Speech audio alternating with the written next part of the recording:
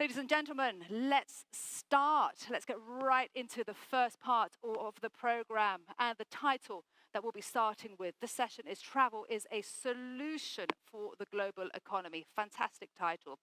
And it accounts for 10.3% of the global GDP and 1 in 10 jobs on the planet in 2019 was created by travel and tourism, absolutely critical, as you can see, for the global economy and trade. From policies to investment, the sector is key to society's prosperity. And the last 2 years, well, they have really highlighted, haven't they, the importance of joining forces, collaborating to recover, and further maximizing the sector's potential. Ladies and gentlemen, I am absolutely delighted to invite from CNN someone I absolutely adore. I love watching, the remarkable, the fantastic Richard Quest and his opening panel for Travel for a Better Future. Richard, the stage is yours.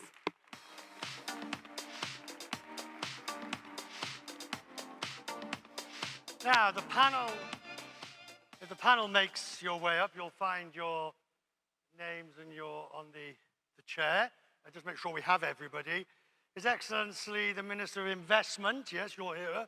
Attorney Capuano of Marriott here. Her Highness Princess Haifa, Vice Minister of Tourism. Where are you? You'll find your seats. Pierfrancesco Vago of Clear and MSC Group.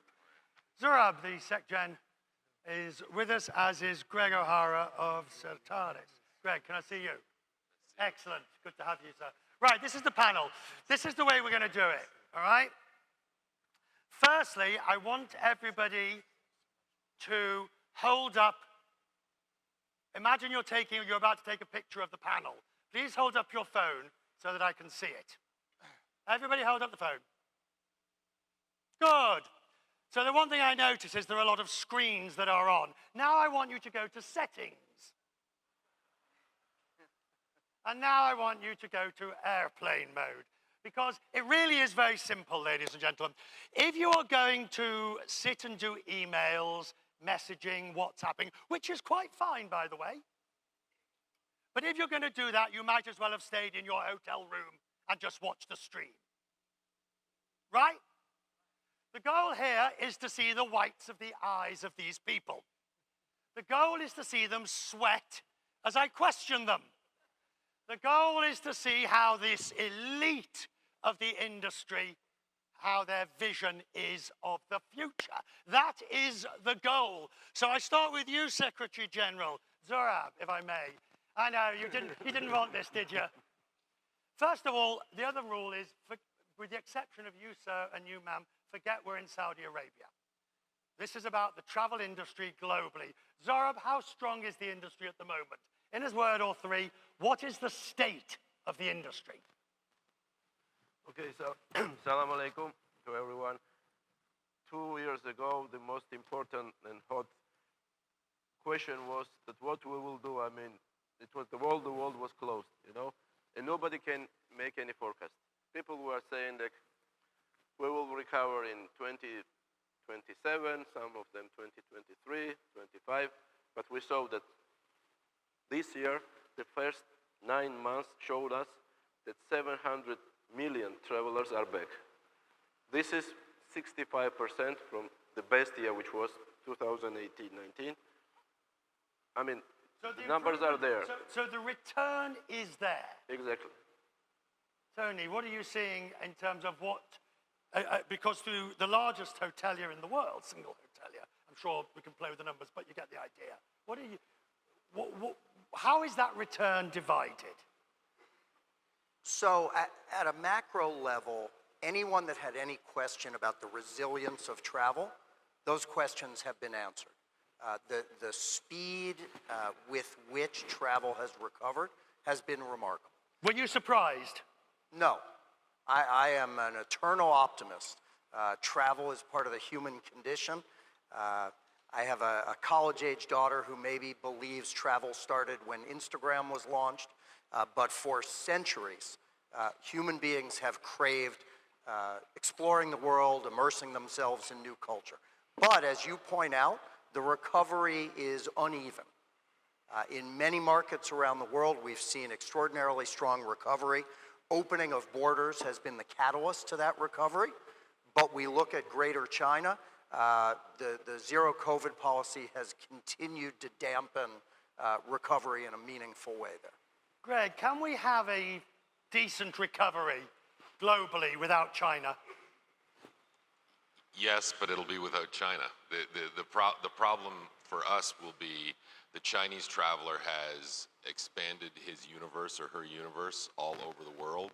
It affects shopping in Europe. It affects leisure visitors. It certainly, they travel at different times than a lot of the rest of the world. So having the Chinese traveler back in the thick of things would be great for the rest of the industry. Your Excellency, the resources we heard last night from the tourism minister, the resources that the country, Saudi Arabia, is putting into travel and tourism are considerable. Now, as the Minister of Investment, do you look upon that, how do you regard, I mean, you can invest in anything and anywhere through PIF to an extent. Almost. So why would you invest in an industry that's so difficult to make money? Well, first of all, assalamu alaikum. Welcome to everyone. Glad that we have the industry here in Riyadh. You know, I think this industry, it's been mentioned, a double-digit proportion of global GDP, and that's the target that His Royal Highness has set for the tourism leadership, Ahmed Khatib, Princess Haifa, and the rest of the team. And we, as the Ministry of Investment, are supporting them. PIF is supporting them. I think more than any other sector, this is the sector that really impacts all aspects of the economy. We shouldn't measure it only by the macro number of 10, 12, or 15% of GDP. We saw during the pandemic that if the sector loses, everyone loses. Society loses, the macroeconomy loses, and the spillover effect is quite incredible. So it is part of the diversification, and we are investing in it for the greater good. Obviously, the impact it has on the standing of the country is very high. So even from a soft power projection of any country, it's very important. But I would contest that it is an industry that you can make money, and you can make money smartly, no matter where in the value chain you are. Right, but Your Highness, that's the problem, isn't it? It's a diversified industry, as we see from this panel. It's a diversified industry with many players, some extremely small, from the person selling souvenirs to the large ships of MSC. The ability to policy make across that is difficult. Well, first of all, I just want to start by saying collaboration is key. And this is why, look at this room. You have 2,800 people registered to this event, over 100 and representing 143 nationalities, and 250 CEOs and 52 ministers of tourism from around the world. Collaboration is key. All right. With respect. Collaboration's fine. But what does it mean? It means we have to all have one vision, set clear targets, and work together to deliver, which we are doing here today in Saudi Arabia. This is why we were the fastest growing economy as per the UNWTO within the G20 countries for tourism specifically. 121% growth. Is that realistic? Absolutely realistic. We did it. We delivered it. It's done. It's delivered. It's realistic. It's delivered. And we can see it in the room live here today. Quiet.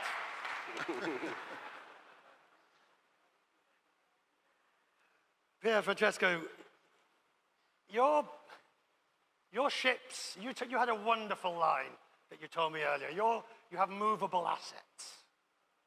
So when you move your assets, pardon the phrase, what are you seeing at the moment? First of all, good morning. Salam alaikum. Well, we are global ships move, the assets move, correctly so, so we go to the shores of the world, but we also have to understand how to be local. So wherever you go around the world, there are different challenges, whether you operate in North America, in South America, in Europe, in China, obviously being shut down, Asia partially reopening. So obviously we're there to offer great holidays, to give to our consumer, to our customer, again, the joy to go back after the pandemic, you know, to enjoy nature, to enjoy the traveling. You know, we think is essential to travel. And we have to do it engaging with the regulators, because obviously regulators can be a challenge sometimes. I want to stay with you for a second. What we learned during the pandemic, for understandable reasons, national countries did their own thing. And it was only later on in the pandemic that we saw true coordination of policies. There was very little coordination at the beginning. As a matter of fact, everybody was going on their own vision, in their own emergency mode, and countries shut down. You know, they didn't know how to react to the emergency. And we had to engage country by country, at local level, sometimes even at regional and ports level, to actually understand how to supplement to all the challenges that were coming due to the emergency. Secretary General, we know there'll be another crisis at some point. How can the industry better convince governments to coordinate at the beginning, so we don't end up with barriers up, barriers down, rules and changing? Even the EU was a shambles, and they're supposedly coordinated. I know that you don't like this wording, to be together, united, but this is how we survived from COVID. The first day, it was 14th of March or February, when I woke up and the whole world was locked down. I was thinking what I have to do, you know? I think your microphone has just fallen off. Allow me to just... No, it works. There we go, just make it so we can hear you a bit better. There we go. There we go, we can hear you a bit better. Okay, it's falling off, you see. Sorry about this. Everything is okay. Just hold it. This is collaboration at its finest. Sorry, it was falling. There you go. Thank you. Right, carry on, sir. So, from very beginning of the COVID, what we did, and this is very nice example for next pandemics or next crisis.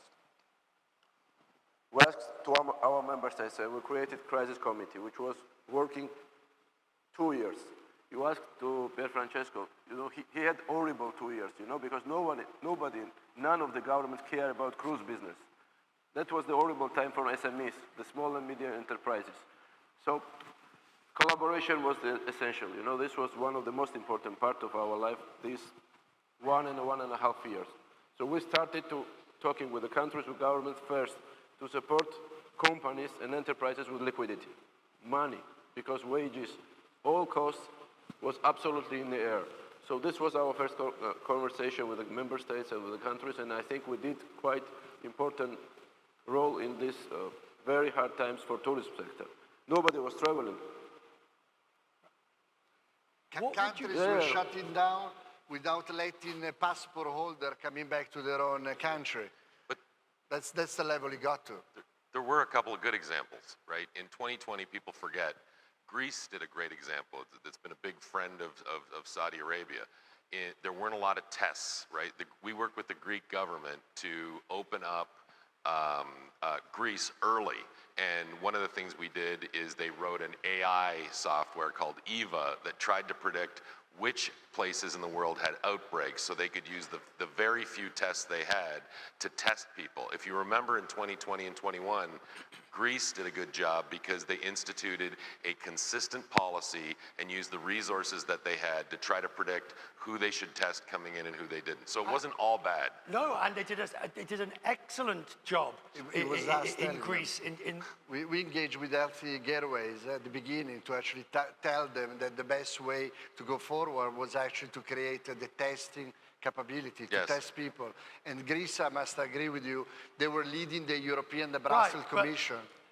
Greece did an excellent job of using technology. Tony, what more technology would you like to see used in the industry? without question, a coordinated set of health credentials across borders. And the motivation for that should be clear. Greece is a great example. Simply based on an opaque statement that the borders would be opening, all of us that do business in Greece saw an immediate spike in bookings and inquiries for business. It should be clear to governments that all of us travel quite a bit. For the average traveler, that lack of certainty and lack of clarity is a huge impediment to driving recovery. Why do you think, Greg, why do you think this industry that is so crucial punches at a relatively, not in Saudi Arabia, and maybe not in Greece, which are sort of heavy, high GDP tourism, but by and large, the industry punches at a low weight when ministers sit around cabinet tables? Well, for instance, it's difficult to engage the U.S. in this. They don't even have a tourism minister, right? They don't have a secretary of tourism in the United States. It's very difficult to find people to talk to in the United States. Zurab would know more about this than I do, but it's very difficult to engage someone. Other people have tourism ministries, but they're not allocated capital. Most people are. Sorry. How do we get that up? I think Saudi Arabia is a great example of how to get that up. The Saudis have been absolutely committed to investing in their own tourism infrastructure. If you think about it, the world's going to change, right? You have all these developing nations who are becoming more wealthy. Where they're going to travel and how they're going to travel is going to be completely different than it has. Saudi's making a bet on itself, and the rest of the world has to deliver travelers. That's our job to help. Saudi makes the investment, we deliver the travelers. Well, I think at a national level, first of all, we need to recognize and value the multiplier effect, the spillover effect I talked about earlier, and allocate capital proportionally to what you think that desired impact is. The other thing is tourism cuts across many sectors. We have the Ministry of Transport here with us today. If he doesn't deliver, the Minister of Tourism will not be able to deliver. We have the Minister of Health with us today. If he doesn't deliver, the Minister of Tourism will also struggle. So we recognize in Saudi Arabia that it's a shared responsibility across government, led by a sector specific that measures, that has KPI, that holds all of us, including the Ministry of Investment, accountable to provide him with the tools to scale up the sector and to deliver on the macro results. How significant, Her Highness, is this idea of making others in government aware of the importance of tourism? People think of tourism, Secretary General and I have discussed this, people think of tourism as that nice bit. Brings in people, happy faces, this, that, and the other, and forget the sheer number of jobs, investment. And because it is diversified through thousands of businesses, hundreds of thousands, it doesn't carry the weight. So 100%. I think what you said is, what His Excellency said is critical, which is understanding the spillover effect. And we saw this, to be honest, Richard, we saw this at the beginning. When we first started, it was very clear. It was a vision from the top. It was clear coordination across government. We have a Tourism Development Council that has 20 government representatives at a minister level to ensure delivery with clear KPIs. But we still saw this at the beginning. When we came and asked for budget, we were turned away. We had to build a business case. We had to build a business case in how much this sector can actually contribute to the economy. And we saw that in the first year of the pandemic, when we had to close down and rely on domestic tourism, local community inclusion, local SMEs, and we saw spend at 15 billion riyals during one summer. That's 2 months alone. And then we were able to make our case for budget, but also in the job creation element. While the world was perhaps losing jobs, we were creating jobs. We were training 100,000 people per year and creating over 100,000 jobs. So the spillover effect, those people that are now being employed are opening up homes, are spending more. We're creating opportunity across, and the case was made accordingly. So if we talk about that case being made for investment, where are you investing? So I just want to build on that point, and then I'll answer your question. I think this spillover effect that my colleagues have described is becoming even more significant. This shift that we've been seeing, even pre-pandemic, from purchase of hard goods towards investment in experiences has only gained momentum over the last 2 or 3 years, and I think that momentum will continue to accelerate, in turn making the impact of travel and tourism on global economies that much more significant. Where are we investing? We're investing in human capital. We'll talk, I'm sure, during the panel about labor. More than 60 million jobs were lost in our sector during the pandemic.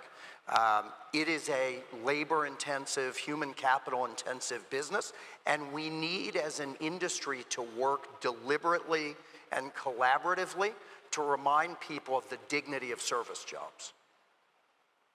I would like to give a hard example of what Your Excellency was saying before. When we met a couple of years ago, you know, you incentivate for the cruise industry to actually operate in the Red Sea. We started together, we started through the pandemic, so with all the different protocols to actually host a lot of the locals. And this year, such a result, such an investment, such a participation by the Ministry of Tourism is bringing to the shores between the Arabian Gulf and the Red Sea, meaning Jeddah and Daman, in the excess of 200,000 passengers. So this is the result of investment, work in collaboration, and bring in hard facts. But there's actually, sorry, there's a regulatory part on that that is important to mention. We have the mindset of we're transforming, again, our economy, and this is the attitude of the government as a whole. And within that means we need to be willing to learn. As we implement, see what worked, what didn't. And one of the key things that we have learned within this is visas. So although we have launched the phenomenal e-visa in 2019, we didn't stop developing our visa process. Just this year, we have launched the transit, and we have announced the transit visa of 96 hours to facilitate for cruise passengers. And we've waived costs to that as well. So we're, again, as we develop, we continue to learn what we need to do further, and I think this is critical. Greg, if we look at, imagine I'm giving you $1 billion to invest. Which, well, you know, pocket change. Where are you going to put it? What part of the industry does Certares like the look of? So I think the investment trends are very easy to find. Adventure, wellness, activities, those things are experiences. Things, yeah, you can call them experiences, but what the consumer is spending a higher proportion of their discretionary income on activities and experiences than they ever have. If you look at GDP, it was 60% goods 10 years ago, 20% services. Now it's 70% services and 20% goods. And there's a lot of reasons for that, but travel is the prima facie beneficiary for that. So to answer your question, where are people taking their discretionary spend? They're taking it in activities, they're taking it in wellness, right? Like if you had have given me 20 more high-end wellness spas in Europe this summer, I could have filled them all, right? I think people are making decisions about travel based on what they want to do, not where they want to go. So no one decides I'm going to go to Greece or Saudi Arabia or Italy, and then I'm going to decide what to do. People are deciding I want to do these things. That's why Pierfrancesco's business is so good, because he offers them all kinds of things to do when they get off the boat and on the boat. So I think you're going to see people make a lot of investments in what is the destination. If I want to go kite surfing, I'm going to choose between the top kite surfing destinations. So how significant then, because the industry is brilliant at creating Me Too's. Yes. I mean, if that's worked, we'd all better have 5 of them, all on the same road, sure, in the same tourist destination. Yes. So I think the little things are hard to do. Getting scale in tour guides, getting scale in DMCs. It's easy to build. It's easier to build a hotel than it is for all the trickle-down industries that need to go around the hotel. That is very hard to do. I think you're going to find that $1 billion that you talked about gets allocated to those. it'll get allocated to real estate, it'll get allocated to giga projects, it'll get allocated to all kinds of things. But I think the main hard part is going to be to allocate around the activities and wellness issues that go around those things. Sorry, Zurab. I think that it works. Okay. I think that he knows better where to invest because all businessmen want to earn money, no? One of the best investment today is education and tourism, where business sector can earn money. And invest in education and tourism is invest in future. This is one of the best investment today. We saw it, and there is a huge lake and huge opportunities all around the world. We are traveling, talking with all ministers, all head of states, and what they are asking, there are two things. One, to support financially, and second, it's education. You are from the United States. Tell me one strong university or business school in tourism, specialized in tourism in the United States. Right, and are you talking about specific courses in tourism, specific education, or a general education that raises the bar? All kind of education, starting from the masters until the hospitality. And this is where we're investing with Saudi Arabia, by the way. That's why we opened an office here, and we're going to training only 100,000 employees here. So there is a huge opportunities because all these investments we are talking about needs people. Without people, there is no sense to invest in buildings and bridges and roads. This is the parallel process. So this is one of the most important part where business can invest. And of course, invest in tourism. Tourism is the fastest opportunity to create new jobs.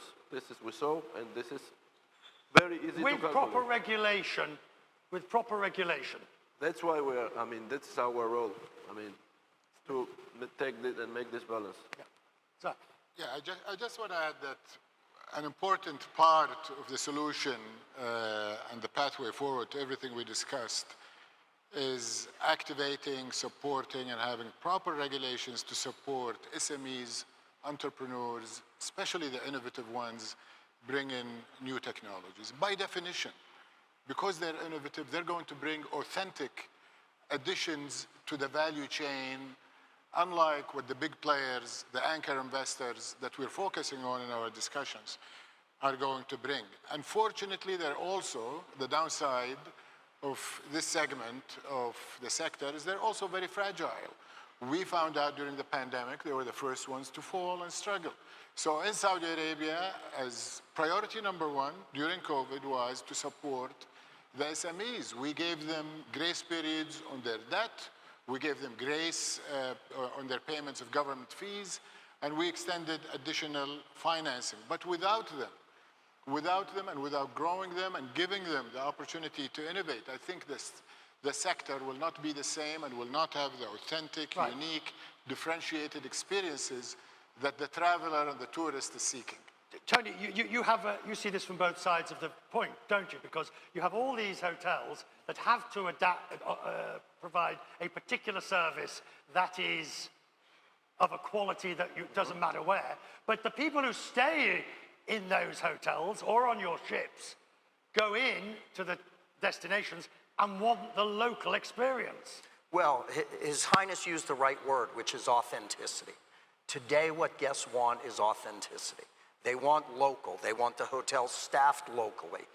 The work that's being done here in the kingdom to build a workforce of Saudi workers in travel and tourism is exactly what that traveler seeks. But how difficult is that for you when you have a set of standing operating procedures for that particular category of hotel that you then have to fit in authentically into 1,000 different destinations? It actually translates beautifully if you have passionate local employees to work with. And I think Saudi, again, represents a fantastic illustration of the way public and private sectors can partner to prioritize building a workforce to support the growth of travel and tourism.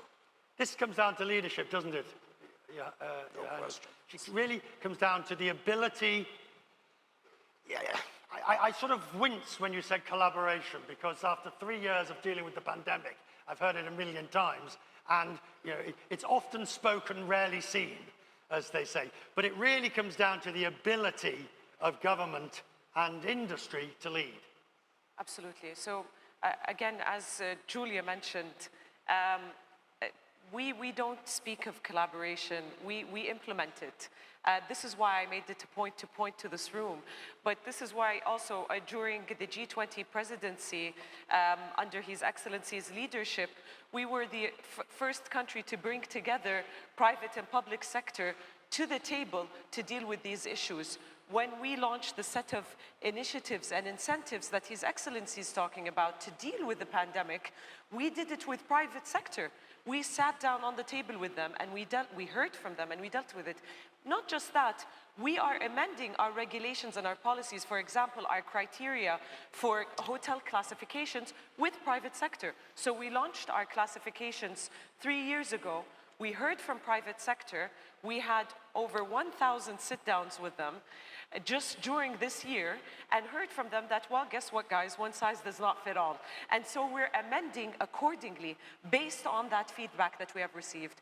Also through our ease and cost of doing business, what His Excellency mentioned. We have 28 initiatives that we are going to launch this year in order to facilitate the investor journey across for all of these gentlemen sitting here on the table and here in the room. And I think, Richard, the conference will be appropriately dominated by conversations about sustainability. Yeah. And while collaboration may make you cringe, it is absolutely critical if we're going to move the needle in a meaningful way.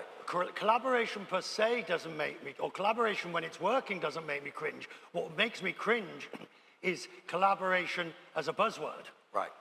But to move the needle on sustainability, which is critical not only for the planet, but as a business imperative, all of the constituents that all of us serve, our employees, our guests, our investors, language about sustainability is no longer acceptable. Ambitious goals and the ability to demonstrate meaningful progress against those goals is being demanded by every one of those constituents, and the only way we can make progress against those goals is collaboration with the public sector. So you're feeling the heat on that? I wouldn't say the heat, I think we feel the imperative. It is critical. It's critical as temporary residents of the planet, and it's temporary as it's an imperative as business leaders, because everyone we serve demands it. Greg. I think collaboration is important, but you can do a lot of great sustainability projects and ESG projects on your own as an investor. When we took Hertz out of bankruptcy in 2021, we became a first mover in EVs, right? And so we bought hundreds of thousands of EVs. Interestingly, Richard, those EVs rent for a higher number than the normal internal combustion engines. People want them. They're willing to pay more for them. So for instance, you talked about the money. It's much easier for me to raise money for sustainability when I have examples of the fact that someone will pay more for a Tesla Model 3 or a Polestar or a GM or a Lucid than they will for the corresponding internal combustion engine.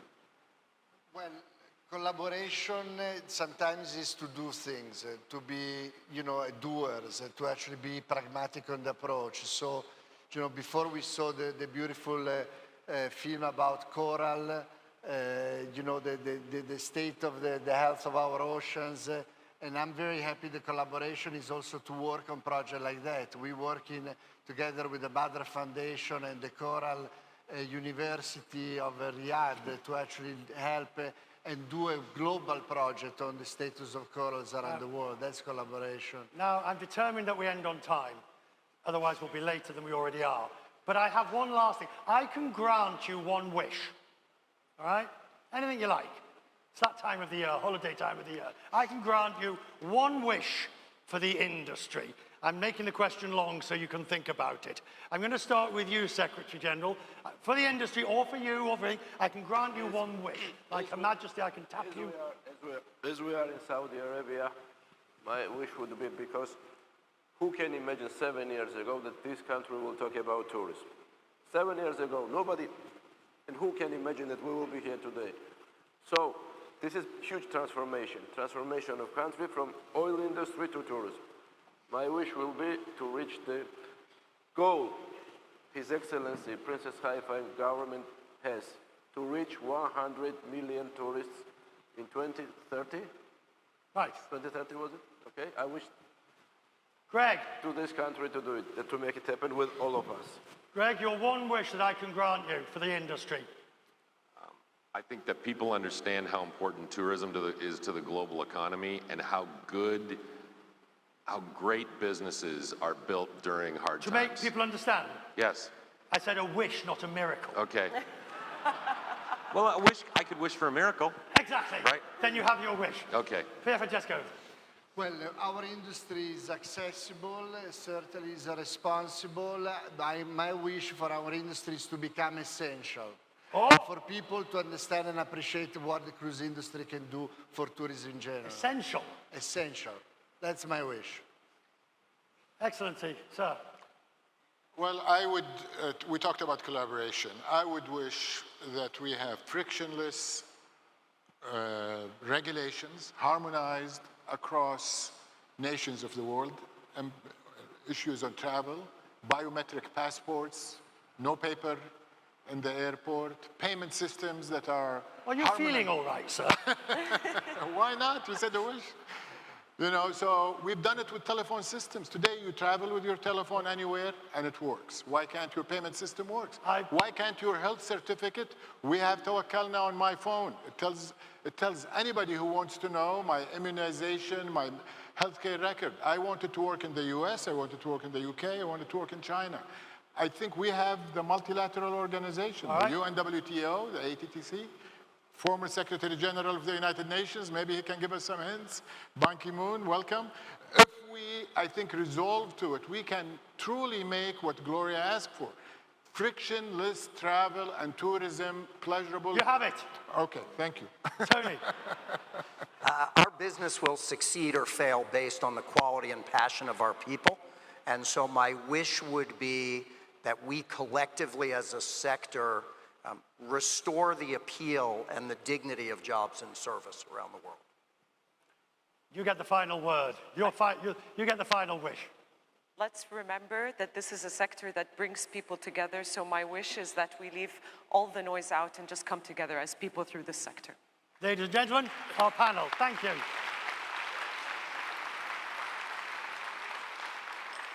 Maria.